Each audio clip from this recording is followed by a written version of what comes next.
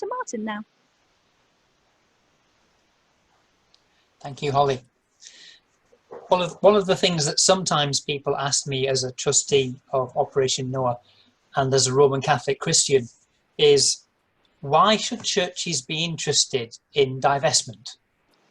And what's the point of churches being involved in this divestment movement? And depending on how long I've got, I give them up to 4 answers.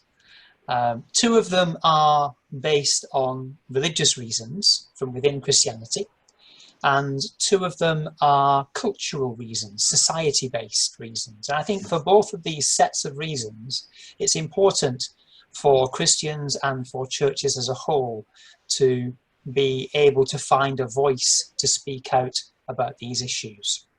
I'll just briefly introduce you to those 4 ideas. So the 2 religious ideas are, first of all, that there's a moral reason for divesting from fossil fuels. In the past, churches and other organisations too have had debates about whether there is an important moral issue in, for example, investing in armaments, and they have decided that there is a very important moral issue there and that churches shouldn't invest in those things. Why? Because they do harm. So the question that we would like to put to churches and to church leaders and indeed to Christians, should we profit from something that does harm? And now that we know that burning of fossil fuels does harm, it does harm not just to human beings, it does harm to the entire ecosystem in which we live. There's a problem with that.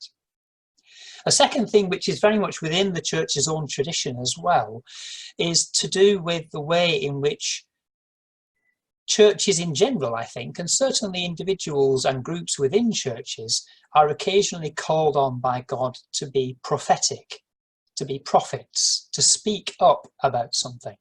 And prophets don't only speak up.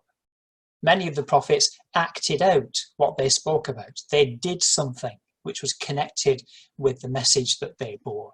And certainly the Hebrew Bible Old Testament prophets are good examples of both of those things. So what we're asking the churches to do is not just to say something, but to do something, so that their words and their actions cohere and fit together. And that's very much what the prophets were told to do. So a moral reason and a prophetic reason, which are the 2 religious reasons. 2 cultural reasons then, just to draw this to a conclusion. First of all, there is actually a financial reason, increasingly, for divesting from fossil fuels. A phrase that I've become somewhat familiar with over the past 12 months or so is the risk of what people call stranded assets. That's when, because more and more groups are divesting from something, the value of that stock goes down so much that you can't but sell it at a loss. It's very well known, I think, that fossil fuel stocks and shares have taken a bit of a hit during the COVID-19 pandemic. And this is something that will only happen more as more and more people stop using fossil fuels. It's important, I think, for churches to bear this in mind, but also to bear in mind that making a divestment commitment doesn't necessarily have to mean that you have divested already.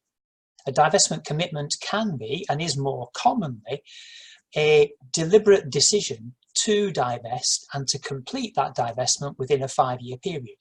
So that means that a church can make the decision and then say, we'll work out how to do it over the course of the next 5 years at the most. The final one is a social reason. Churches in the UK have an important role to play in society. This isn't the case in every country in the world, but it certainly is the case in the UK. And I think our actions as a result have what I would call a cultural resonance. We are, in a way, making a sound within our culture, within our society, that others then can resonate with and say, yes, I want to join this movement too. Yes, I want to be part of this. One of the great things about being part of a church tradition is that when you do something, people hear about it, part because it gets reported in the media.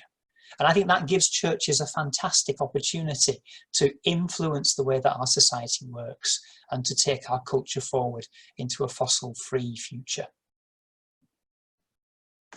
Thank you.